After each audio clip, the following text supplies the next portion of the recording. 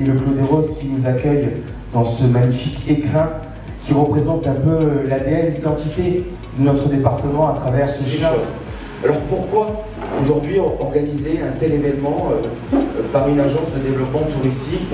Alors en dehors de la promotion, en dehors de nos conférences de presse en France ou à l'étranger, nous sommes là aussi pour élever le débat, pour se poser des questions, et il nous a paru important de travailler sur l'IA, de vous interpeller sur l'IA. C'est un outil qui doit nous accompagner.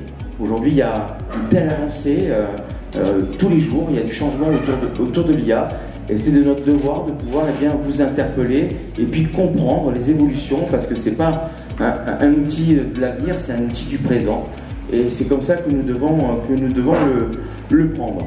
La révolution numérique portée par l'IA est en train de transformer profondément des pans entiers de notre secteur en lui offrant des outils puissants pour optimiser la gestion, personnaliser l'expérience client, anticiper les comportements et mieux répondre à des attentes qui évoluent en permanence. Et pour animer cet échange, la journaliste et productrice Marjorie Payon, s'il vous plaît. Merci infiniment à toi, Ange. Je sais que tu vas nous accompagner toute la journée et on a énormément de chance de t'avoir.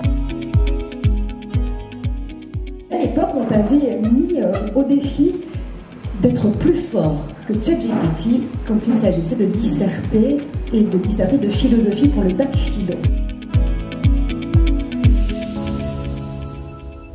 Je vais vous surprendre, moi je suis plein d'indulgence pour les gens qui aiment leur machine.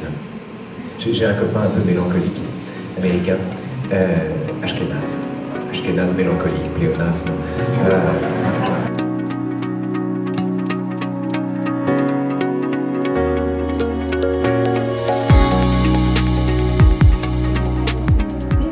Cette fois-ci, on va s'interroger sur la notion économique de l'IA, mais en passant par une réflexion qui sort de ton dernier ouvrage, L'ère de la flemme.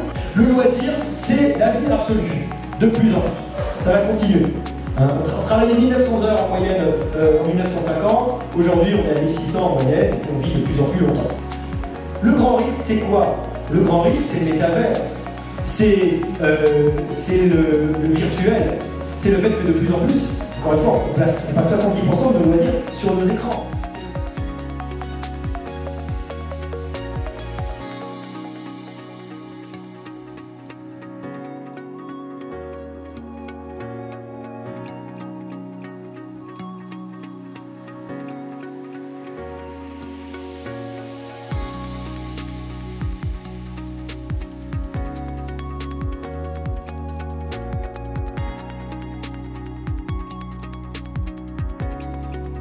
Et c'est vrai qu'il y a 3 ans, on ne pensait pas à la robotique humanoïde.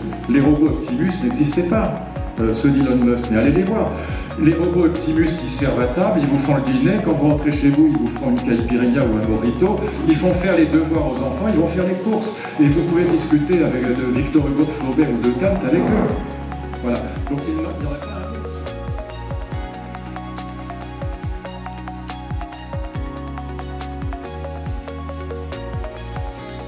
Ma question c'est, est-ce que l'homme va être capable de maîtriser l'IA dans l'avenir et pour que l'IA ne se retourne pas contre l'être humain? Voilà, c'est une question très simple.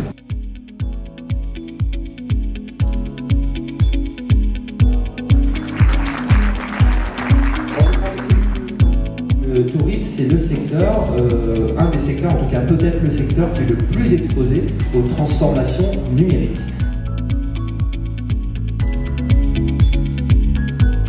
Enfin, comment on harmonise finalement les pratiques de l'IA dans l'entreprise.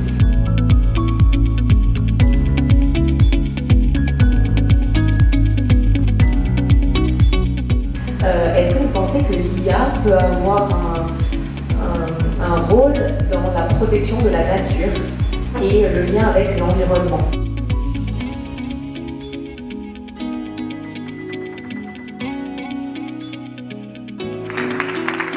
Merci. Merci de votre présence, de votre intervention, d'avoir animé